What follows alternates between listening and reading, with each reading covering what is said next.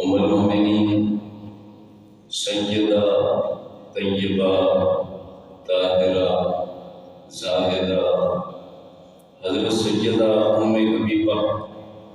رضی اللہ تعالیٰ عنہ کا بے وصال فرمان اسی مقدس مہینے میں ہے۔ اس اعتبار سے میں نے مناسب سمجھا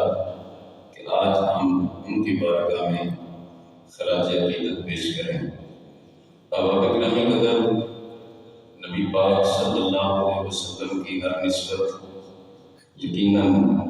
ہم اہل سنت کے لیے لائق احترام ہے، اور یہی اہل سنت کا طبع امتیاز ہے کہ ہم نبی پاک سونے کریم علیہ السلام کی ہر نسبت کا حیا کرتے ہیں، اور جس کو یہ شرف حاصل ہو نبی پاک علیہ السلام کے حرم محترم میں رہنے کا، حضور اکرم علیہ السلام کی سرکار سے نکاح کا، یقیناً اللہ پاک نے ان خواتین کو بڑی عظمتوں سے نوازا،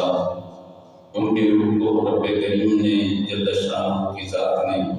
بڑے کمالات سے نوازا، اور فرما دیا کہ اے محبوب کی بیویوں تم عام عورتوں کی طرح نہیں ہو کہ تمہاری نسبت میرے حبیب کریم صلی اللہ علیہ وسلم سرکار کے ساتھ ہے، اور ان کو اللہ پاک نے طہارت کا سرٹیفکیٹ اپنے پاک کلام میں خود عطا فرمایا۔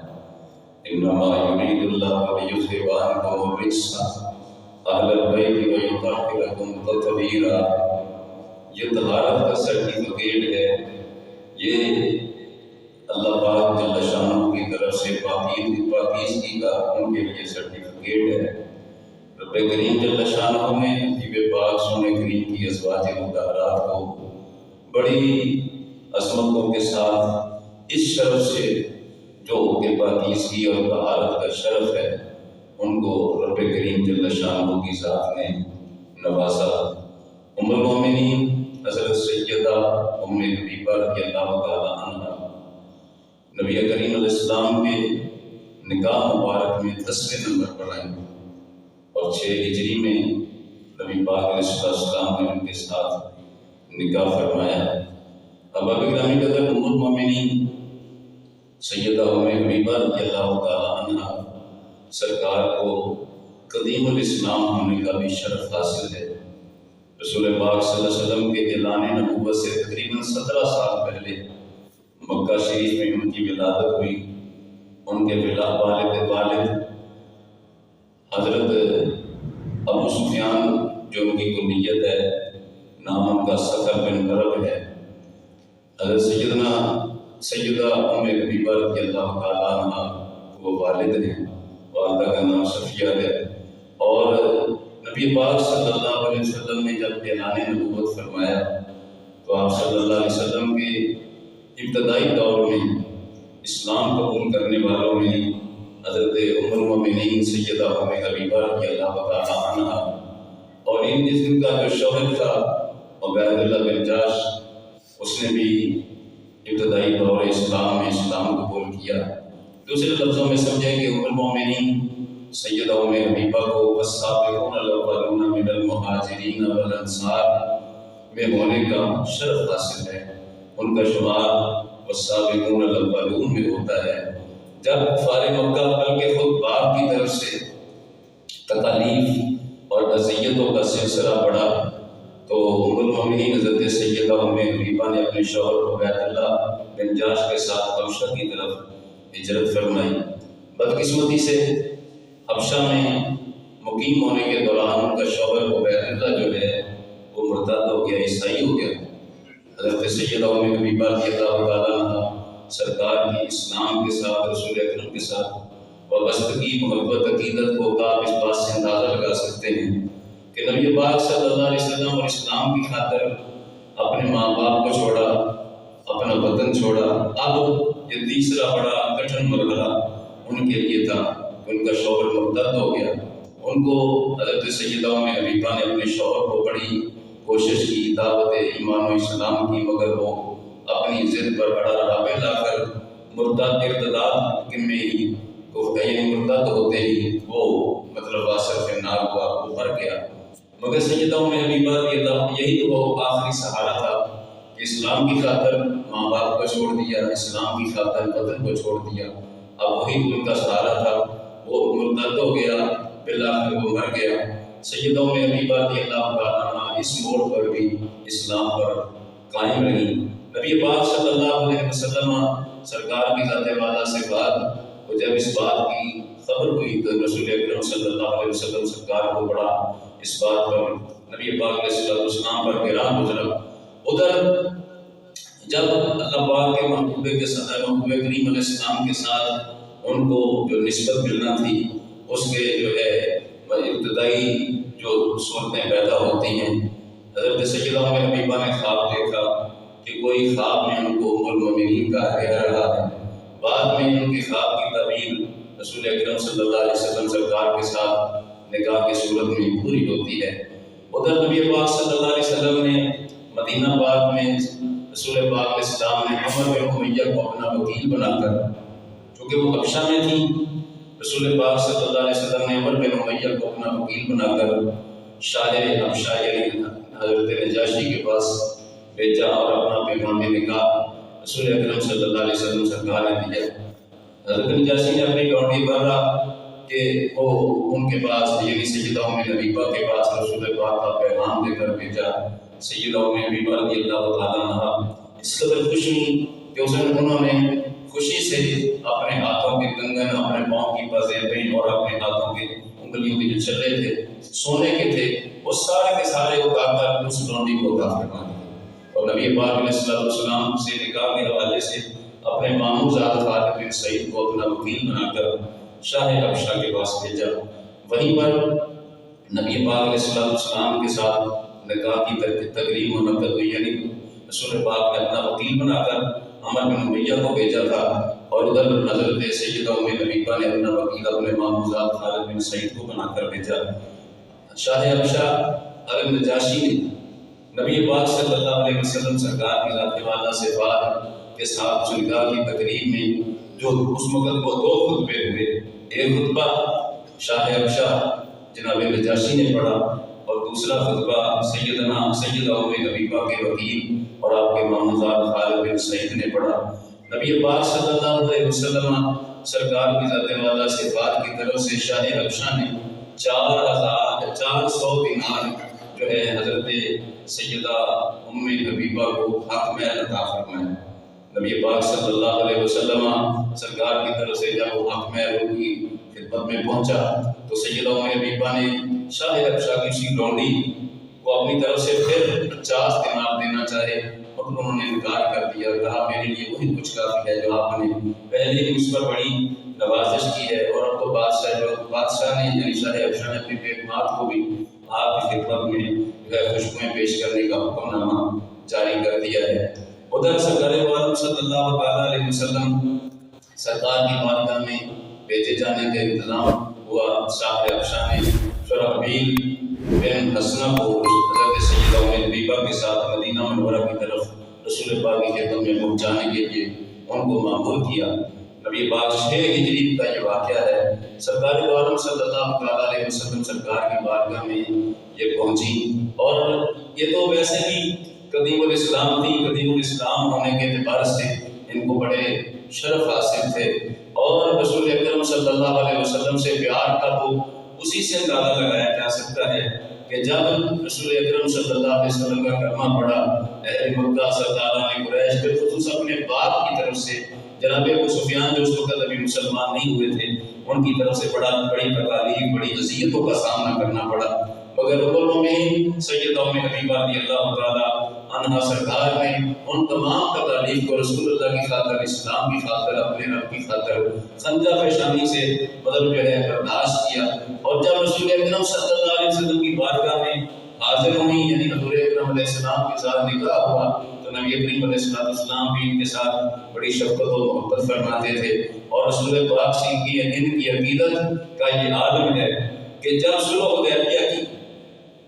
شرائط کو کچھ عرصے بعد سرداران قریش نے توڑنے کا اعلان کیا، بعد میں ان کو اپنا پچھتاوا ہوا، انہوں نے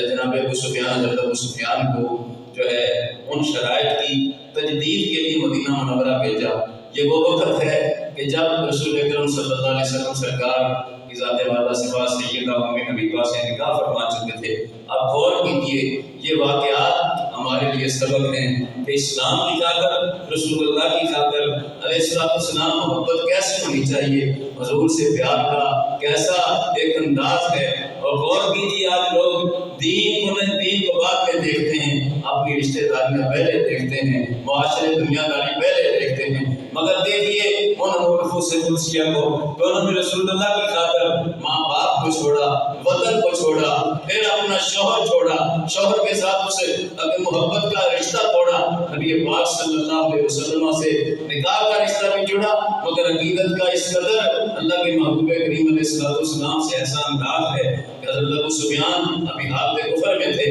ابھی اسلام قبول نہیں کیا تھا، مدینہ منورہ میں ان شرائط کی تجدید کے لیے آئے، حضور کے گھر میں اپنی بیٹی کو ملنے کے لیے آئے۔ غور کیجیے اور سنیے، آج ہمارے لیے یہ سبق ہے ان نفوس قدسیہ کا کہ رسول اللہ سے پیار کیسا ہونا چاہیے۔ حضرت سیدنا ابو سفیان رضی اللہ تعالیٰ عنہ اپنی بیٹی سے ملنے کے لیے، سیدہ ام حبیبہ سے ملنے کے لیے ان کے حجرے میں جلوہ کر ان کے حجرے میں پہنچے۔ ادھر نبی پاک کا بستر انور بچھا ہوا تھا، باپ ابو سفیان باپ ہے، باپ آیا ہے۔ سیدہ ام حبیبہ کی حضور سے الفت، عقیدت، محبت کا انداز دیکھو۔ نبی پاک کا بستر انور بچھا ہوا تھا، ابو سفیان بیٹھنے لگے، بستر پر بیٹھنے لگے۔ سیدہ ام حبیبہ نے کہا پر ٹھہر کر، اب باپ سوچ رہا ہے نہ جانے میری بیٹی میرے لیے کیا اہتمام کرنے لگی، مگر سنیے،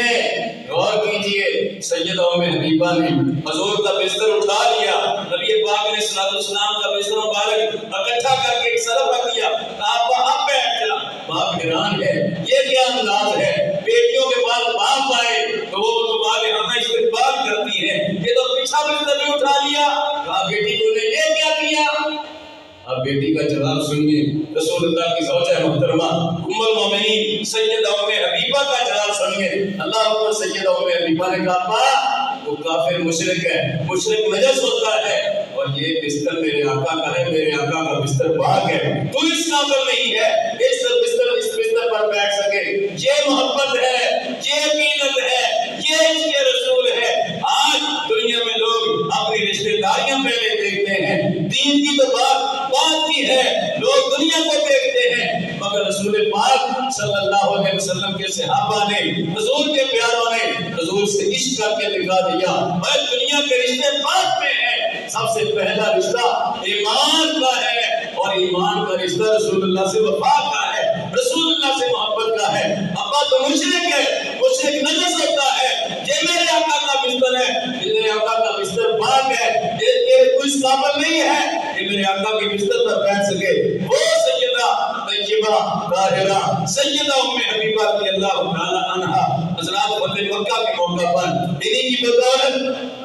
اب حضرت ابو سفیان کے گھر کو رسول پاک نے دار الامن قرار دیا، حالانکہ اس وقت یہ بھی انہوں نے اسلام قبول نہیں کیا تھا۔ اسی موقع پر فتح مکہ کے موقع پر حضرت ابو سفیان نے بھی رسول اللہ کا کلمہ پڑھ لیا، صدقے دل سے حضور کی غلامی کا شرف پایا، نبی پاک صلی اللہ علیہ وسلم کی غلامی کا نہ صرف انہوں نے شرف پایا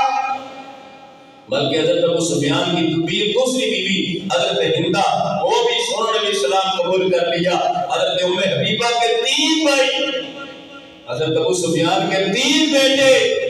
ایک کا نام حضرت یزید بن ابو سفیان ہے، وہ یزید وہ نہیں جو کربلا کے میدان میں امام علی مقام امام حسین کا دشمن ہے، یہ حضرت امیر معاویہ کا بھائی ہے، وہ امیر معاویہ کا بیٹا ہے، مگر حضرت ابو سفیان کے بیٹے امیر معاویہ کے بھائی حضرت یزید بن ابو سفیان، یہ بھی رسول اللہ کی غلامی کا انہوں نے بھی شرف پایا، صحابیت کا شرف پایا۔ دوسرے بھائی حضرت امیر معاویہ ہیں، وہ بھی رسول اکرم صلی اللہ علیہ وسلم کے صحابی ہیں، اور ایک تیسرے ان کے بھائی ہیں جن کا نام عتبہ بن ابی سفیان ہے، انہوں نے بھی حضور کی صحابیت کا شرف پایا۔ حضرت سیدہ طیبہ طاہرہ سیدہ ام حبیبہ بڑی عبادت و ریاضت کرنے والی خاتون تھی، رسول پاک کے اوپر بہت ساری شفقتیں ہیں، اور اتباع سنت کا یہ عالم ہے کہ رسول پاک صلی اللہ علیہ وسلم کی احادیث امت میں پہنچانے میں ان کا بڑا کردار ہے۔ 65 روایات تقریباً آئمہ محدثین نے نقل کیا کہ حضرت سیدہ ام حبیبہ سے مروی ہے اتباع سنت کا یہ عالم ہے کہ اپنے باپ اپنے والد حضرت سیدنا ابو سفیان رضی اللہ عنہ کا وصال ہوا تو چوتھے دن سیدہ ام حبیبہ نے خوشبو لگائی اور فرمایا میں نے اپنے آقا مولا اپنے محبوب کو فرماتے ہوئے سنا ہے صلی اللہ علیہ وسلم کو فرماتے ہوئے سنا ہے جو اللہ پر آخرت کے دن پر ایمان رکھتا ہے فرمایا اس کے لیے جائز نہیں ہے کہ 3 دن سے زیادہ کسی کے مرنے پر سوگ کرے یعنی سوگ کی مدت 3 دن ہے 3 دن سے زیادہ سوگ جائز نہیں ہے ہاں بیوہ کا سوگ 4 مہینے 10 دن ہے مگر عام سوگ 3 دن ہے جو سیدہ ام حبیبہ بخاری شریف میں روایت ہے حضرت سیدہ ام حبیبہ رضی اللہ تعالیٰ عنہ نے اس موقع پر حضور کی سنت کو زندہ کیا اور امت کو بھی سبق دیا ہے 65 حدیث طیبات ان سے مروی ہیں بہت ساری بڑی یعنی سخاوت کرنے والی خاتون تھی رسول پاک صلی اللہ علیہ وسلم سرکار کی بڑی محبتیں اور ان کے ساتھ شفقتیں تھی بعض روایات میں خیبر کے موقع پر بھی رسول پاک کی طرف سے ان کی بارگاہوں کو عنایات کرنے کا جو ہے شرف حاصل ہے اور 44 ہجری میں حضرت امیر معاویہ رضی اللہ تعالیٰ عنہ کے دور مبارک میں ان کا وصال پاکمال ہوا اور ایک روایت کے مطابق جنت البقیع شریف میں ان کی قبر منور بنی دعا کرتے ہیں رب کریم اپنے محبوب کریم کے صدقہ وسیلہ جلیلہ سے اپنے انشاء پیاروں کا پیار محبت اور ادب ہمیں نصیب فرمائے شریعت مطالعہ کے احکام و مسائل میں سیکھنے ان پر عمل کرنے مذہب حق اہل سنت پر ہمیں زندگی اسی پر ہمیں موت عطا فرمائے وآخر دعوانا الحمدللہ رب العالمین